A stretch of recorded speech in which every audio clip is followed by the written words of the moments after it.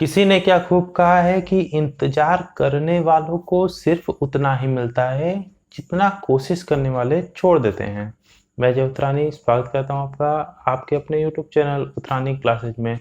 Friends, आज हम vector space के 9th पार्ट पे आज हम एक थ्योरम छोटा सा जो कि वेक्टर स्पेस के यूनियन पे बेस्ड है उस पर डिस्कस करेंगे। और इसके पहले मैंने बीएससी के कई सारे और टॉपिक जैसे ग्रुप थ्योरी में सब ग्रुप परमुटेशन ग्रुप है ना, ये सब मैंने डिस्कस कर दिया है। और भी बीएससी के कई सारे टॉपिक्स आपको मेरे चैनल पे देखने को मिल जाएंगे। तो आइए स्टार्ट करते हैं आज के थ्योरम को। थ्योरम क्या है? द यूनियन ऑफ टू सब स्पेसेस इज अ सब स्पेस। ठीक है, दो सब स्पेस का यूनियन सब स्पेस होगा कब? If and only one is content in the other, अगर एक दूसरे में कंटेंट हो। सेम यही थ्योरम सब ग्रुप में भी था कि यूनियन ऑफ टू सब ग्रुप इज अ सब group if and only one is content in other, है ना। तो जैसे हमने वहां पे प्रूव किया था सेम प्रोसेस है, केवल वहां पे सब ग्रुप की डेफिनेशन अप्लाई होती थी, यहाँ वेक्टर सब स्पेस या वेक्टर स्पेस की डेफिनेशन अप्लाई करके हम इसको प्रूफ करेंगे। तो आइए स्टार्ट करते हैं। देखिए, थ्योरम के प्रूफ में हमको क्या करना है, हमको इसमें इफ एंड वन लीव दिया गया है, मतलब इसमें दो पार्ट होंगे, नेसेसरी और सफिशिएंट। पहले पार्ट में हमको क्या करना होगा, देखिए कह रहा है ना द यूनियन ऑफ टू सब स्पेस इज सब space if and only one is contain in other. तो पहले हम मान लेते हैं कि कोई एक दूसरे में कंटेंट है। मान लीजिए दो अगर सब स्पेस हमने ले लिए W1 और W2, तो नेसेसरी पार्ट में हमको क्या करना होगा कि मान लेना होगा कि W1 W2 में कंटेंट है, तब फिर उसको उसके यूनियन को W1 यूनियन W2 को सब स्पेस दिखाना होगा। और मान लें कि एक बार कि W2 W1 में कंटेंट है, तो नेसेसरी पार्ट इस तरह होगा कन्वर्स। कन्वर्स में हमको उसको सब स्पेस मान के दिखाना होगा कि कोई एक दूसरे में कंटेंट होगा। ठीक है, तो हम देखिए यहाँ पे हम मान लेते हैं लेट बी एफ या भी आप लिखो तो भी काम चलेगा। Be a vector space and W1 and W2 be two subspace. भाई जिस दो सब स्पेस की बात करनी है पहले हम वो मान तो लें कि वो क्या है। W1 W2 हमने मान लिया, ऑफ भी किसके वेक्टर स्पेस के ही होंगे। ठीक है, suppose W1 is content in W2 और W2 is content in W1। ठीक है, बात सही है।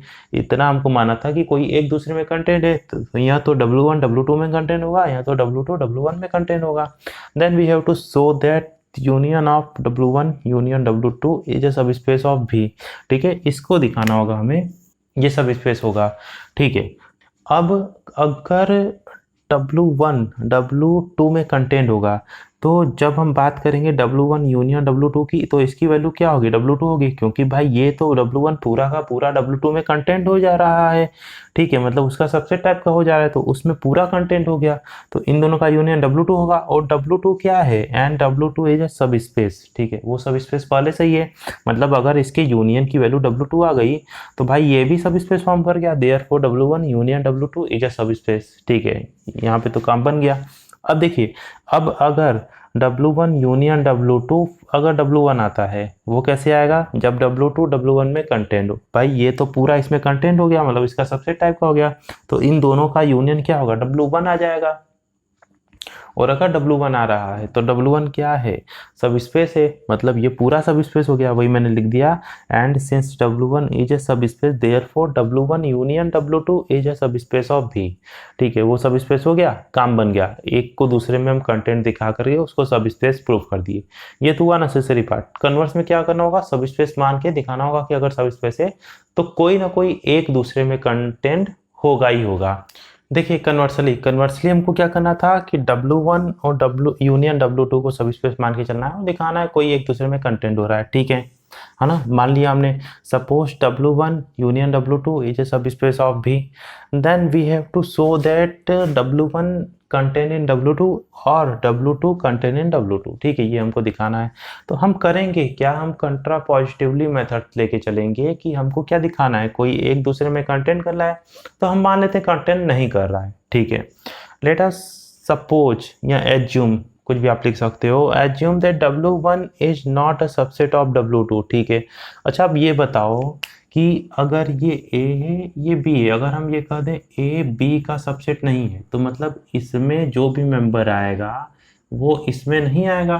भाई सबसेट नहीं है मतलब कुछ अलग है वो, है ना।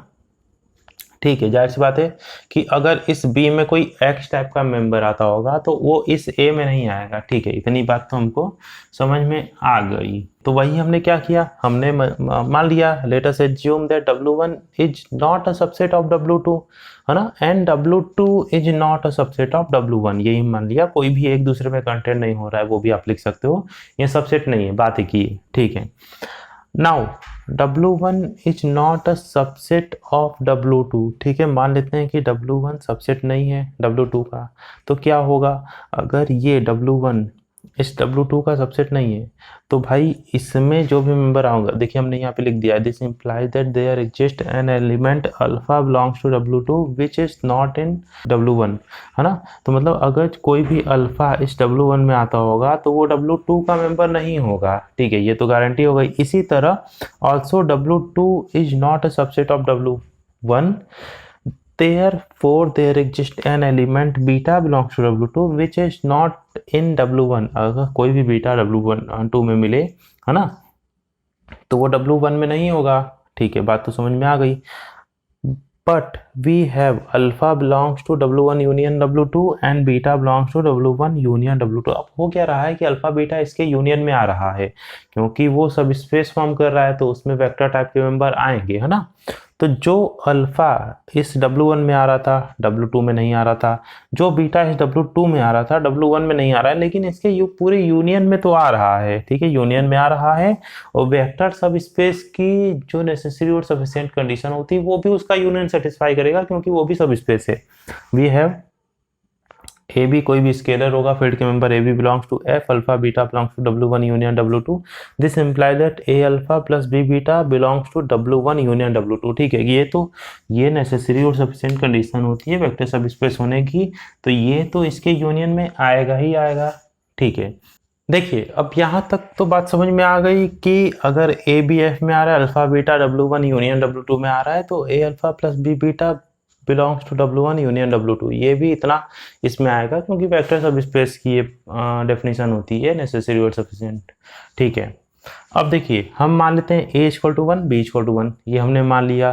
तब होगा क्या, यहाँ पे a और b की जगह 1 1 कर दीजिए, मतलब अल्फा प्लस बीटा इसमें आ गया W1 यूनियन W2 में। ठीक है, और अगर alpha plus beta W1 union W2 में होगा तो यूनियन में किसी भी चीज के होने का मतलब होता है कि वही देखिए मैंने यहाँ पे लिख दिया, imply that alpha plus beta belongs to W1, या तो वो W1 में होगा, और alpha plus beta belongs to W2, या तो वो W2 में होगा।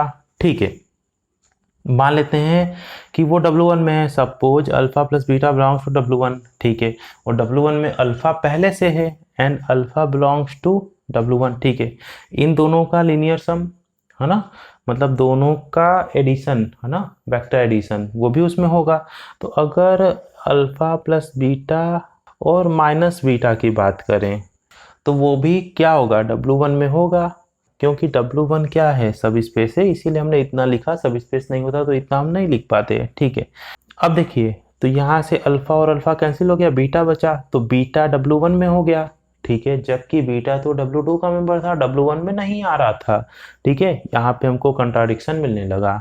अब अच्छा मान लेते हैं कि अब भाई W1 में नहीं होता होगा तो किस में होता होगा, W2 में होता होगा, क्योंकि यहाँ पे तो कंट्राडिक्शन मिल रहा था। तो अगर इसको W2 में मान के चलते हैं, now suppose alpha plus beta belongs to W2, और बीटा पहले से ही W2 में है। ठीक है, और W2 सब स्पेस है, तो alpha plus beta minus beta भी W2 में आएगा, मतलब अल्फा W2 में आएगा। भाई यहाँ पे फिर से कंट्राडिक्शन मिलने लगा, क्योंकि ये अल्फा तो W1 का मेंबर था। दिस गिव्स अ कंट्राडिक्शन, यहाँ आप अगेन करके भी लिख सकते हो, again this gives a contradiction. ठीक है, यहाँ पे फिर से कंट्राडिक्शन मिल गया। मतलब क्या था कि हमारी जो सपोजिशन थी, जो इनिशियल सपोजिशन थी कि कोई भी एक दूसरे में कंटेंट नहीं कर रहा है, वो गलत थी, है ना। होना क्या चाहिए, hence either W1 is contain in W2 और W2 कंटेन इन W2, कोई भी एक दूसरे में कंटेंट होना ही चाहिए, तभी वो उसका यूनियन सब स्पेस फॉर्म करेगा। तो फ्रेंड्स आज के लिए इतना ही, मिलते हैं अपने नेक्स्ट वीडियो में। तब तक के लिए स्वस्थ रहें, मस्त रहें, खुश रहें। जय हिंद।